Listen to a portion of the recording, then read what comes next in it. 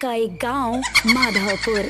ये महीना जनवरी का था और रात के तकरीबन 10 बजे थे। रात के सन्नाटे में झिंगुरों की आवाजें माहौल को थोड़ा डरावना बना रही थी। ऐसे में दो लोगों के कदम गांव की तरफ बढ़े जा रहे थे। अरे वाह यार, आज तो मजा ही आ गया। सही कहा तूने, बहुत मस्त नाच किया था उस पतली कमर वाली लड़की ने, नहीं? यार काश वो हमारे गांव में भी होती तो पूरा जंगल पार करके उसका प्रोग्राम देखने दूसरे गांव नहीं जाना पड़ता। अरे यार कदम तेज तेज बढ़ा, मुझे तो ये सोचकर डर लग रहा है कि घर पर क्या बहाना बनाएंगे। अरे हम कुछ ही मिनटों में गांव पहुंच जाएंगे। वो देख, वो कच्चा रास्ता आ गया। उसकी बात सुनकर महेश ने उस कच्चे रास्ते की तरफ देखा जिस तरफ कोई नहीं जाता था। तू पागल हो गया क्या? हम इस रास्ते से जाएंगे ये जानते हुए कि इसके बारे में कैसी कैसी अफवाहें फैली हैं। अरे तू भी ना महेश, खुद ही अपने मुंह से कह रहा है कि अफवाह फैली है और फिर डर भी रहा है। मेरी बात मान, इस रास्ते से चलते हैं। 5 मिनट के अंदर हम गांव में होंगे, वरना बड़े रास्ते से जाएंगे तो 1.5 घंटा लग जाएगा। उसकी बात सुनकर महेश ने एक बार फिर से उस कच्चे रास्ते की तरफ देखा। वहाँ पर इस समय मौत का सन्नाटा छाया हुआ था।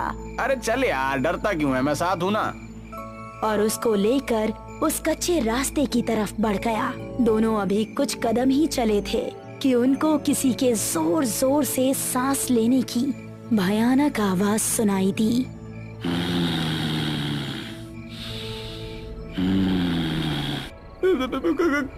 कौन है? अरे यार डरता क्यों है, कोई कुत्ता ही होगा। रमेश अभी आगे चला ही जा रहा था कि तभी उस आवाज के साथ उसको किसी के कदमों की भी आहट सुनाई देने लगी। मैंने कहा था ना यहाँ से जाना ठीक नहीं है। अबे तू मुझे भी डरा रहा। देख अंधेरा भी बहुत ज्यादा है, कुछ नजर नहीं आ रहा। अब बस हम दोनों अपने कदम गांव पहुंचकर ही रोकेंगे। तभी महेश की आंखें फटी रह गई। उसको रमेश के ठीक पीछे 2 लाल चमकती आंखें नजर आ रही थी। तेरे पीछे? अबे कौन है मेरे पीछे?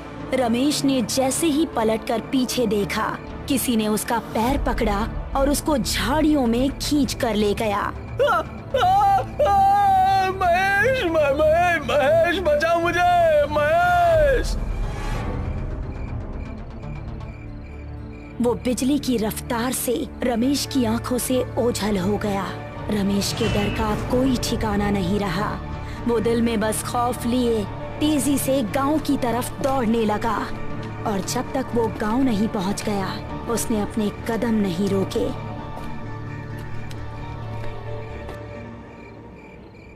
अगली सुबह जब वो गांव के कुछ आदमियों के साथ उस कच्चे रास्ते की तरफ गया तो उसको रमेश की लाश 2 टुकड़ों में जमीन पर पड़ी मिली।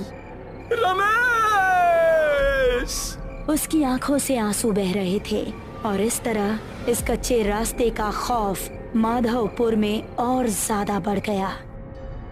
इस घटना के 3 महीने बाद मोहिनी, जो कि 21 साल की एक खूबसूरत लड़की थी, अपनी विधवा माँ और छोटी बहन मेघना के साथ इस गांव में रहने के लिए आई। बेटा, हमने वो गांव छोड़कर ठीक नहीं किया। अब पता नहीं यहाँ के लोग कैसे होंगे। मम्मी, थोड़ा तो एडजस्ट करना ही पड़ेगा ना। उस घर का किराया बहुत ज्यादा था। कुछ दिन यहाँ गुजार लेंगे तो सब नॉर्मल हो जाएगा। वो तीनों अब माधवपुर के एक घर में रहने लगे। कुछ ही दिनों में उन्हें वो गांव अपना सा लगने लगा। मोहिनी उसी गांव के कुछ बड़े घरों में काम काज करके अपना घर चलाने लगी। पड़ोस में रहने वाला रोहित नाम का एक लड़का मोहिनी को दिल ही दिल में पसंद करने लगा था, लेकिन उससे बात करने में थोड़ा हिचकिचा रहा था। एक शाम जब मोहिनी अपना काम खत्म करके घर पहुंची तो उसको घर में मेघना कहीं नजर नहीं आई और माँ काफी परेशान दिख रही थी। माँ, मेघना कहाँ है? वो दोपहर के वक्त टहलने निकली थी लेकिन अभी तक घर नहीं लौटी। मैंने आसपास पता भी किया लेकिन वो कहीं नहीं है। मुझे तो अब बहुत डर लग रहा है, पता नहीं कहाँ होगी वो। अरे माँ, आप डरिए मत, मैं अभी उसको ढूंढ कर ले आती हूँ। इतना कहकर मोहिनी घर से निकली और आसपास के इलाकों में देखने लगी, लेकिन उसको मेघना कहीं नजर नहीं आई। फिर घर वापस आते वक्त उसकी नजर उसी कच्चे रास्ते पर पड़ी। हर जगह देख लिया लेकिन कहीं नहीं मिल रही। अब तो बस यही एक